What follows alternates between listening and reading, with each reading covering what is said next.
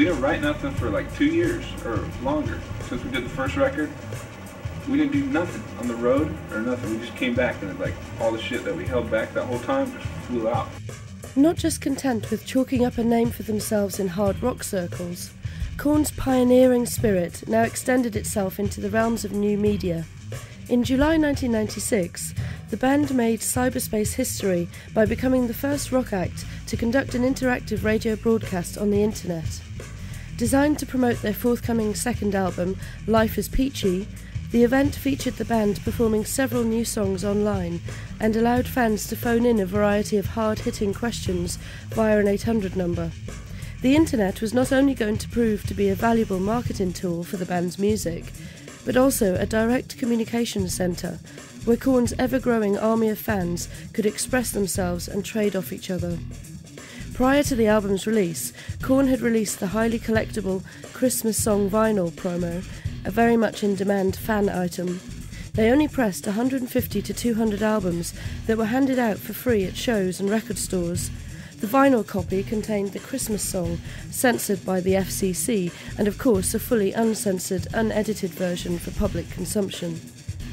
With new product in high demand, the follow-up to Korn's blistering 1994 self-titled debut, Life is Peachy, was rush-released in the fall of 1996. It was recorded in less than 1 month, again at Indigo Ranch Studios, Malibu, California, just so the band could get back out on the road to satisfy their fans. Initial editions of the album contained a CD extra video segment of Korn's performance at the Astoria Theatre, London, England, to give the uninitiated a pre-tour taste.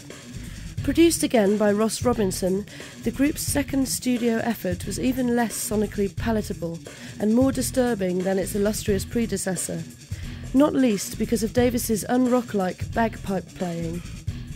The album ebbed and flowed with more unique, distinct songs, which the band hoped would finally silence critics who had already slagged off the Korn phenomenon as a one-trick pony. A natural progression from Korn, Peachy found the band further sharpening its fire and brimstone musical approach, while Jonathan Davis seemingly drove deeper into the psychological tribulations of his youth for lyrical inspiration. Full of shrilly, distorted guitar squeals, bass-heavy darkness, and laryngitis-inducing growls, Korn's sophomore turn, the sarcastically titled Life is Peachy, was a musical tour through some truly evil corners.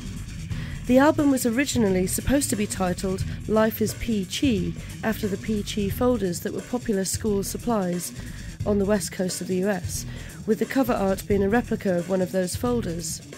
That moniker was copyrighted, however, so the name was duly altered.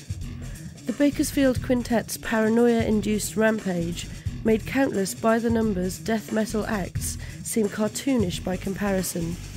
Mostly, Korn succeeded in inspiring rage and terror by not overplaying its hand, and by mixing in hip-hop beats, punk abandon, and funky humour with its own brand of thrash metal. Once more, Jonathan Davis crooned as ably as he roared, making his Exorcist impression seem genuine when he did eventually break into it. On a musical note, James Monkey Schaefer's and Brian Head Welsh's guitars never exploded into bombastic, faster-than-light solos. Instead, they upheld the album's eerie textures by flying in and out of the mix like samples. And drummer David Silveria was as adept at reproducing the Latin percussion polyphony of War on a metallic cover of that band's Low Rider as he was double-timing on his twin bass drums. Add it all up, and Life is Peachy assembled into far more than your average declaration to Satan. Here was a musically more mature Korn, with improved song structures and slightly more pop tones creeping into their still very creepy tunes. But far from being radio-friendly, nearly every song included some sort of profanity, from the first single, Adidas, an acronym for All Day I Dream About Sex, to the non-stop cussing of a bunch of symbols that stood for a rather rude four-lettered word beginning with C. Other notably unpleasant tracks included such sing-along ditties as Porno Creep.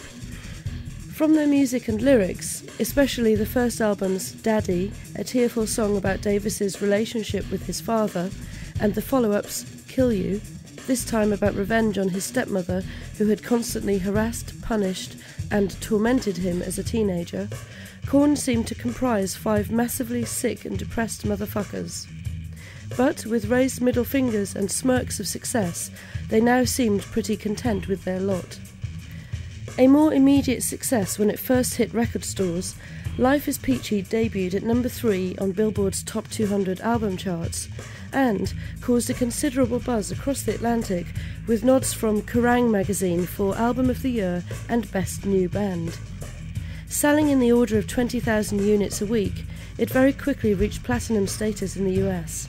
It also spawned a radio and video hit in the shape of the aforementioned Adidas All Day I Dream About Sex, and a hit single in the shape of No Place to Hide, which was later nominated for a Grammy Award in 1998 for Best Metal Performance, following on from the previous year's nomination for the bagpipe-infested Chutes and Ladders.